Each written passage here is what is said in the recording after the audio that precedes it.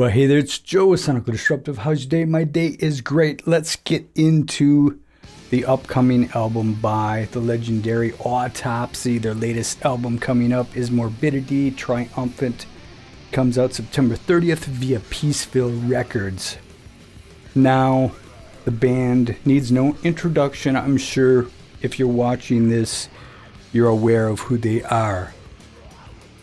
What this can't be considered is any type of a gateway drug into Autopsy. If you're not a fan of Autopsy, if you can't appreciate what they do, if you don't like the vocals, if you don't like the lyrical themes, this album is not going to be for you. There's nothing surprising on this album other than the fact that they are still as brutal and as raw and as vicious as they ever were. Nothing's changed.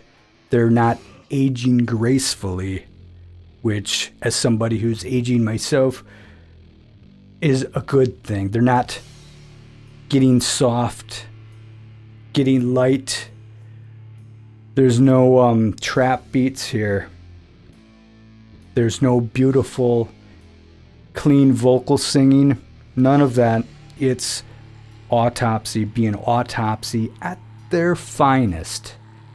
Now, production-wise, they got the mix right, I think. It sounds extremely raw, extremely in your face, and yet it's a clean production. It's not lo-fi in any way. It sounds really good.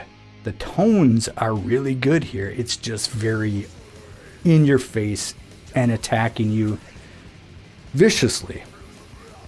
And it starts right off with Stab the Brain. Yeah. And it doesn't really let up. There are many moments here where it definitely goes slower into the definitely doom territory, which are probably my favorite moments. But I love when they go with a really just doom, just dredgy doom riff, and then they start going insane, which happens quite a bit through here. A song like Final Frost is one of those where it just starts off this doom, and there's this actually beautiful melody line going through there, and that's a really good track. Born in Blood is another one where it's that riff could be the way it opens. It could have been off the first Black Sabbath album. It sounds right in there, and then they start going crazy with what they do so well. Flesh Strewn Temple is my favorite song on this album, and that they get the single note guitar line that goes through there. It is the evilest sounding thing you'll ever hear. So dissident.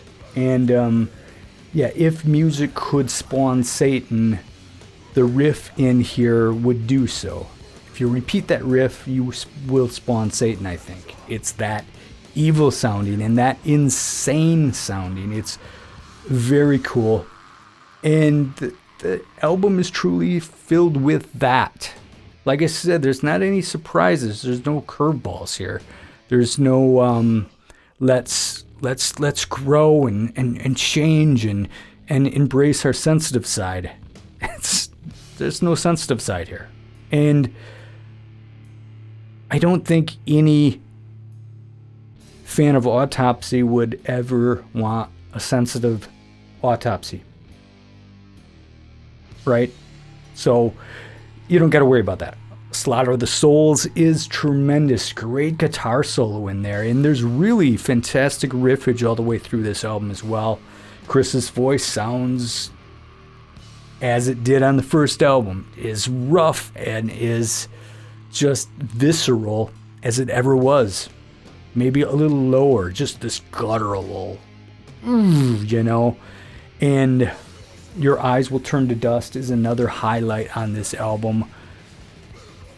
for this style of doomy death metal, you know, like old school from one of the originators, it's a really excellent album. Again, if it's not your thing, this isn't going to win anybody over. This isn't going to bring new fans into the table if you didn't like them before. Because it just maybe expands and gets a little more brutal than they were before. And that's it. Everything else, it's Autopsy. It's what you get when you listen to Autopsy. And like I said, if you're a fan of Autopsy and that style of music, there's absolutely nothing that you're going to not like here. In fact, I'd go so far as to say it's definitely one of their stronger releases they've ever made. So there you are. The new Autopsy comes out on September 30th, like I already said, so very soon, just in time for the evil month of October. And this fits the bill, definitely. So there you are. Thank you very much for watching. See ya.